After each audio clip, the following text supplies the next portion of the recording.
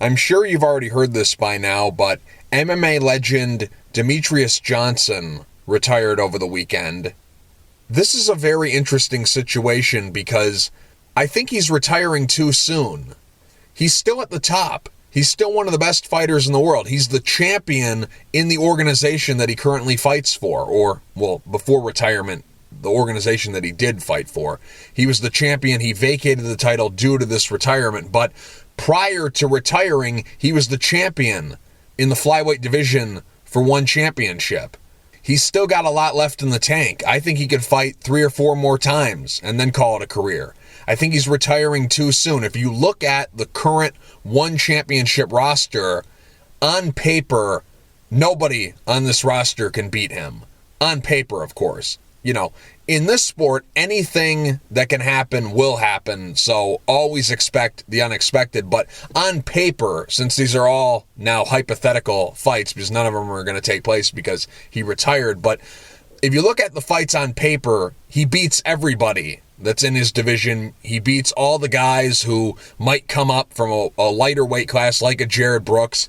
If Demetrious Johnson decides to go up in weight and fight someone like, let's say, John Lineker or someone like that, he beats him.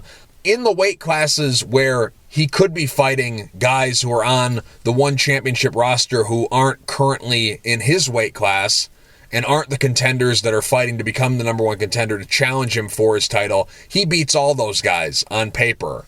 I still think he can win a bunch of fights. I still think he has 1 or 2 more good years left in him at the top. I still think that he has a lot left in the tank. I think he's retiring too soon, but I think he made a good decision. I always say it's always better to walk out early than to be carried out late. Let me say that one more time. It's always better to walk out early than to be carried out late. That's something that I always say. That's a line I came up with. That's a great line. I've got so many more of those great lines, so subscribe to this YouTube channel so you don't miss any more of my great lines or any more of my great content. But anyways, it's always better to walk out early than to be carried out late. Here's a guy who has nothing left to prove. Nothing. The guy's one of the greatest fighters to ever compete. Look at the fighters who are on the one championship roster. If he beats Jared Brooks, will anyone care? If he beats Jared Brooks, will that enhance his legacy at all? If he goes up in weight and he fights John Lineker and he beats John Lineker, will anyone care? If he stays at flyweight and defends his belt against someone who A, he's already beaten, or B, an up-and-coming guy who no one's ever heard of, will anyone care? All these fights that I just mentioned, they're all lose-lose situations for him. If he beats those guys, great, he was supposed to beat them. And if he loses to them, look, this guy, he lost to guys he shouldn't be losing to. Hey, he's over the hill. Hey, he should retire. Hey, he's not the same guy anymore. You know, all the typical stuff that we hear about when fighters have reached a certain age, have accomplished a certain amount in this sport, guys who are considered legends who are on the back end in the twilight of their career. This has happened time and time again. I look at guys like Anderson Silva.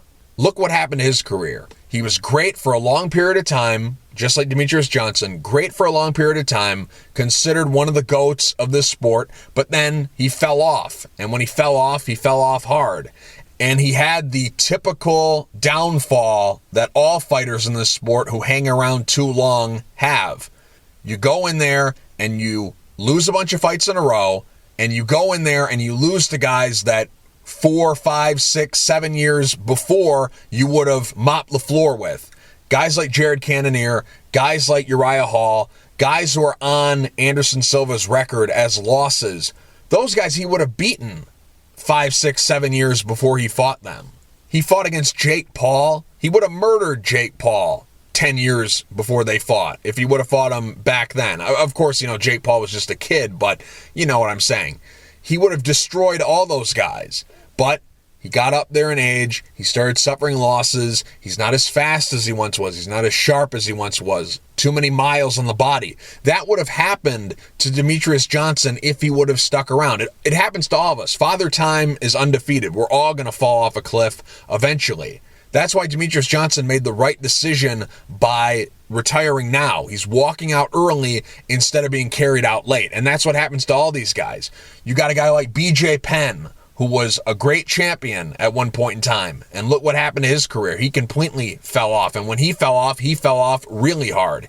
BJ Penn suffered all these losses in a row, and he was no longer the same guy. He was losing to guys who he would have destroyed 5, 6, 7 years before, guys like Ryan Hall.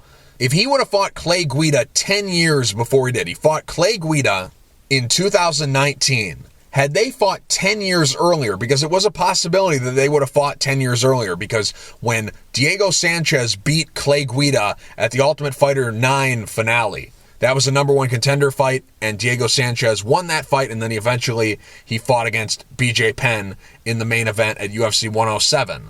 When they eventually did fight in 2019, Clay Guida defeated BJ Penn. Had they fought back in 2009, most likely BJ Penn would have done what he did to Diego Sanchez, or what he did to Kenny Florian, or what he did to Sean Shirk, or Joe Stevenson, or any of those lightweight guys that he beat during his run.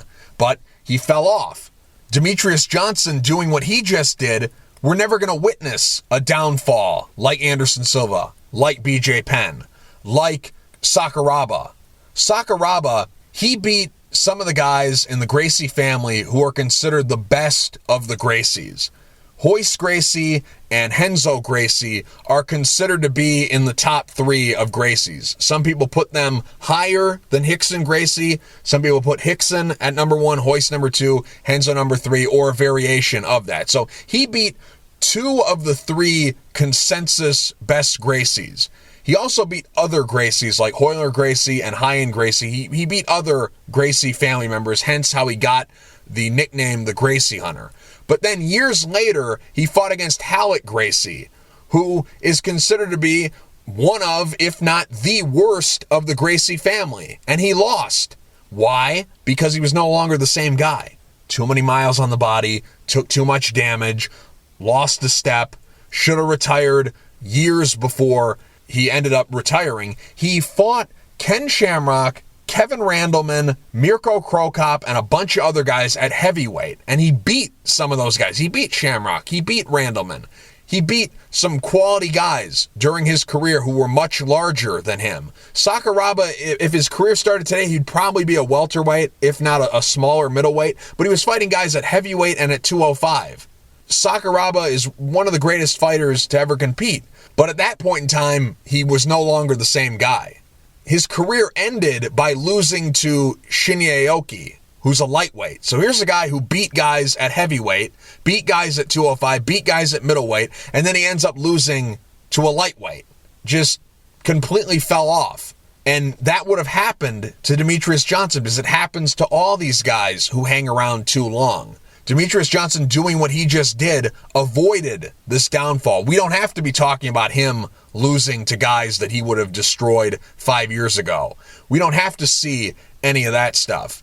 Guys like Tony Ferguson, who should have retired a long time ago, still trying to hold on to the dream. Well, I still got one more in me. If I just win this next fight, I'll get my game back. And they're just keep searching and searching to try to get a win, or to try to get back to the level they once were at, or just want to compete still. Okay, maybe I'm not the same fighter anymore, but I still want it really bad. Or whatever the reason Tony Ferguson is still fighting.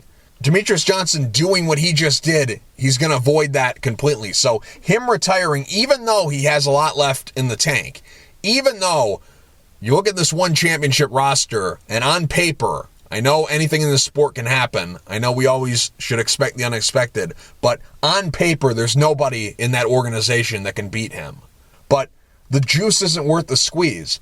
These are lose-lose situations for him. If he beats these guys, great. He was supposed to beat them. If he loses, okay, we're witnessing the downfall of yet another legend. Him walking out early instead of being carried out late is the way to go. So yes, I believe he still has a lot left in the tank.